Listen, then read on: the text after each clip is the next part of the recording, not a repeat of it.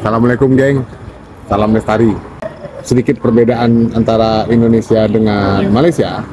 Budaya di sini itu tengah malamnya itu anak-anak mudanya itu nongkrong minumnya. Ini salah satunya nih. Nah ini limau kesturi asam boy. Nah, ini friend saya nih. Ini namanya Amin tuh, Amin dia makan Maggi pakai kuah sup, Maggi sup. Oke, kali ini saya bersama Taufik. Taufik apa Taufik? Nama saya sesuai nama bulu tangkis Indonesia. Taufik Sulaiman. Bukan zaman deh. Taufik Hidayat. Taufik Hidayat. Taufik Hidayat.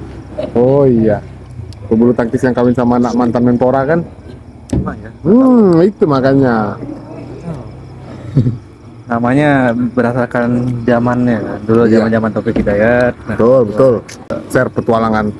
Kemana kita ini? Sampai ke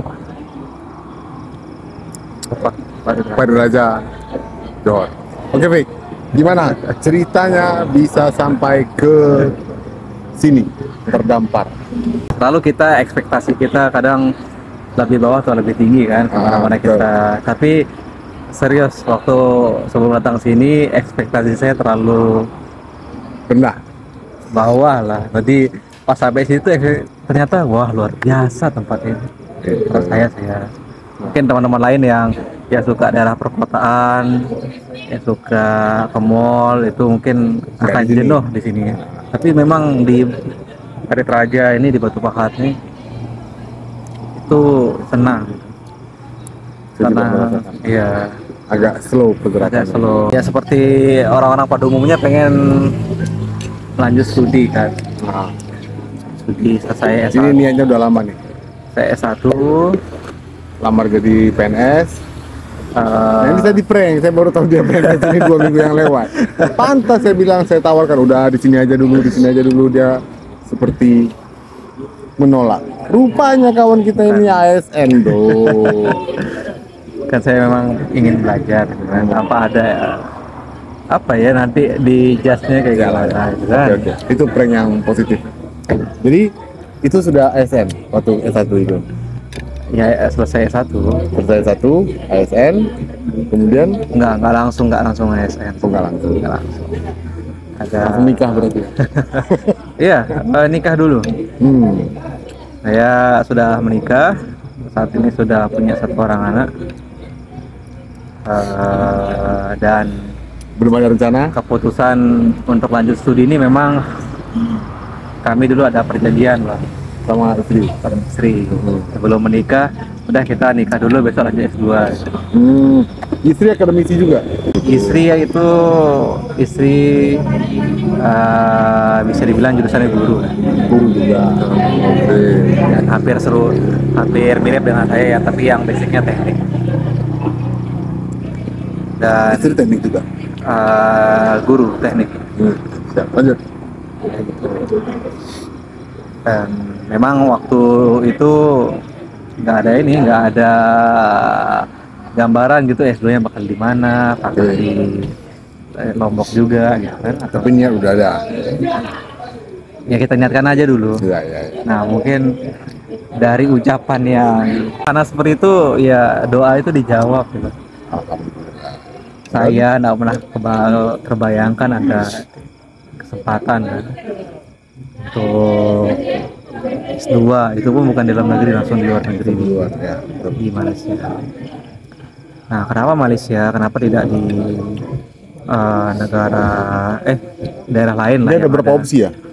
daerah lain lah yang ada di Indonesia gitu kan. Iya, betul. Karena memang beasiswa yang saya dapat ini kan ini dari pemerintah daerah, Enggak, siap. dari Pemda, itu dari provinsi dan merupakan program dari Gubernur Nusa Tenggara Barat pada waktu itu, Keren gubernur. Dr. Zulkifli Mansha. Beliau juga akademisi dan memang program beasiswa NTB namanya Mas. Itu salah satu program yang banyak provinsi lain tuh iri. Betul.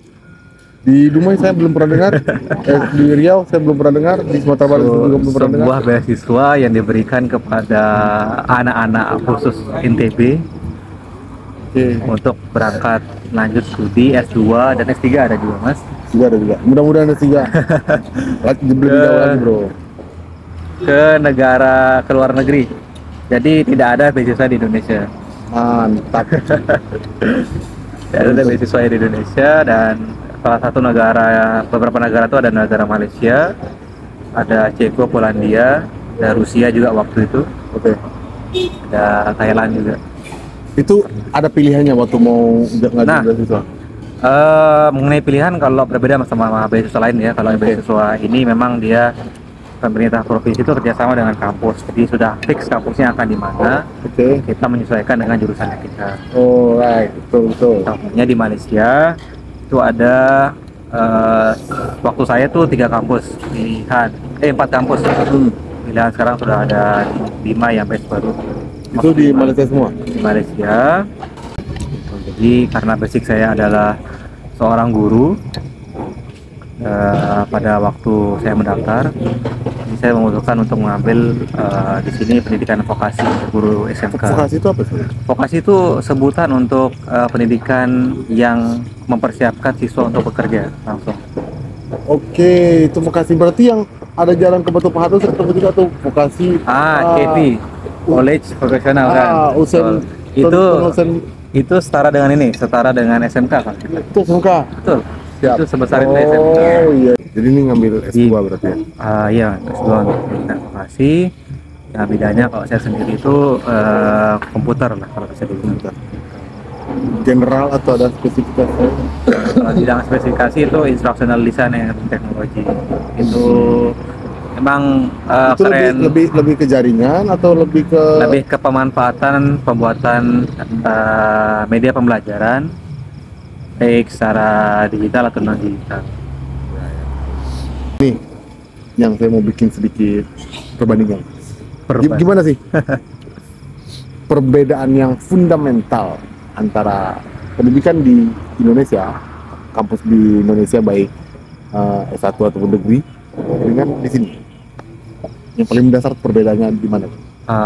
Ini kita bahas pendidikan tinggi ya. Ya.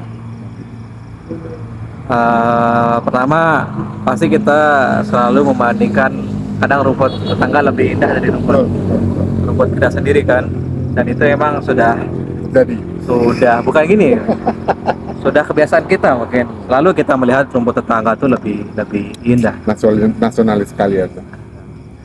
Tapi bukan kita melihat sesuatu itu lebih buruk sama satu lebih baik, bukan, tapi kita belajar gimana apa yang bisa kita improve dan kita bawa ke negara kita untuk kita perbaiki. Dan ada juga poin-poin yang sebenarnya Indonesia bisa bawa ke sini, yang di sini tuh belum ada atau belum bisa dimaksimalkan di sini, supaya saya tidak nampak terlalu vulgar, bukan terlalu hijau melihat rumput tetangga. Iya, maksudnya terlalu menagung-agungkan yang di sini, bukan. Jadi di sini tuh Malaysia, kalau satu kata bisa dijelaskan itu Malaysia tuh tertib. Tertib. Tuh. Apakah Pak Andre menyadari itu? Sangat. Saya tidak pernah lihat di sini ada pertarungan klakson. Saya tidak pernah dengar sendiri ten seperti yang sering saya lakukan di Indonesia, gitu kan? Tertib. Di sini tuh segalanya tuh diatur dan harus ditaati. Ya masih kita juga seperti itu, tapi kalau di sini tuh mendengarkan lah masyarakat tuh apa bilang dari kerajaan, karena Malaysia itu modelnya kerajaan, apa kerajaan bilang mereka harus ikut.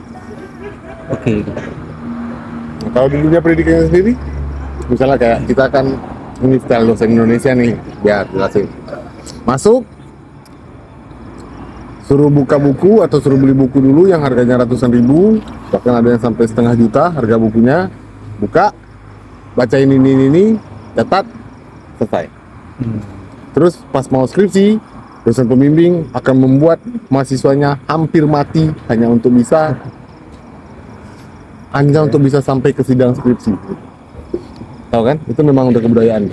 Karena memang dendam si dosen pembimbing itu terus berlanjut ketika dia dulu disiksa sama dosen pembimbingnya, akhirnya ini menjadi mata rantai setan, ya kan? Jadi ini kan harus dipangkas sebenarnya. Apakah itu terjadi juga ketika berkuliah di sini? Itu yang pertama dulu. Yang kedua, metode pembelajaran. Gimana sih metode pembelajaran di perguruan tinggi yang di sini? Oke, pertama yang tadi itu di sini juga apa namanya, pribadi dosen itu selalu dihargai sama dosen-dosen lain. Oke.